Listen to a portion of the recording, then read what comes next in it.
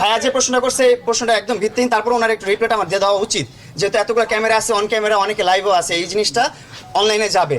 So ভাইয়া যে প্রশ্নটা করছে যে অ্যাটিটিউডটা কবে যাবে, আমি যে কথাটা বলছি, যারা কথা বলছে, যারা কলহল করছে, যারা পিছনে কিচিমিচি করছে, এখানে অনেক মানুষ রোজার আছে, বেশিরভাগ মানুষই কিন্তু রোজাদার এখানে। সো এখানে যদি কলহল করে এই প্রোগ্রামটা শেষ হবে না, এই প্রোগ্রামটা অনেক লেন্দি হতে থাকবে, অনেক গ্যাদারিং হচ্ছে, কিন্তু অনেক গরম হয়ে গেছে জায়গাটা, এখানে অনেকে রোজা ধরে ফেলতেছে।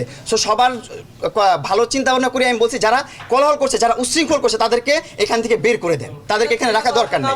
হ্যাঁ, ওর সাথে তো আমি ওই আগের রিলেশনে ব্যাক করি নাই। এখন বিষয় হচ্ছে যে আমাদের যে মামলা মোকদ্দমা ছিল সেটা নিয়ে ওর লাইফটাও ডিফিকাল্ট হয়ে গেছে, আমার লাইফটাও ডিফিকাল্ট হয়ে গেছে, এটাও সমাধান বলিনি কিন্তু আমার লাইফ ডিফিকাল্ট হয়েছে। তোমার কাছে মজাই লাগতেছিল? হ্যাঁ, আমার কাছে দৌড়াদৌড়ি করতে।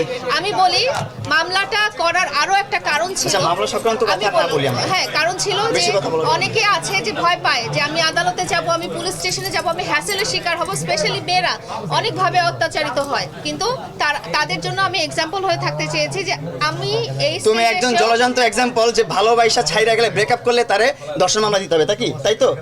হ্যাঁ, তাহলে কি এক্সাম্পল দিতে চাও তুমি? কি এখন কি পয়েন্ট দিতে চাও, কি ব্রিফ দিতে চাও? মামলায় এখন মামলা দিবা? এখন একটা প্রেম করে ব্রেকআপ হয়ে গেলে মামলা দিতে হবে? কেন? এটা তো প্রেম করে ব্রেকআপ। তাহলে এইসব কথা টপিক বাদ দাও, বাদ দিতে বলছি বাদ দাও। দুইবার বিবাহিত সেটা বলছিলাম, এন্ড ডিভোর্স হয়েছে দুইটা, সেটা বলছিলাম। ডিভোর্সের কথা তো বলো না। বলি নাই? আচ্ছা, দুইটা বিয়ে করছে, দুইটা ডিভোর্স হয়েছে, বলে দিচ্ছি, শেষ। তুমি বলো তো, কি বলো, তুমি খুশি হবা? তোমার খুশির জন্য আমার যা যা করতে হবে সবই করবো, কিছু লাগবে? এই ঝাড়টা খুলে দিব তোমাকে এখন মাথায়, তুমি এটা মাথায় নিতে পারবা না। তা আমি তো লেলার কাছে যাই নাই, লেলাকে আমার কাছে নিয়ে আসছি। এটা আমার প্রিন্স কাট সেলুন ব্রো, আমার প্লেস, এটা আমার প্রতিষ্ঠান, এখানে নিয়ে আসছি।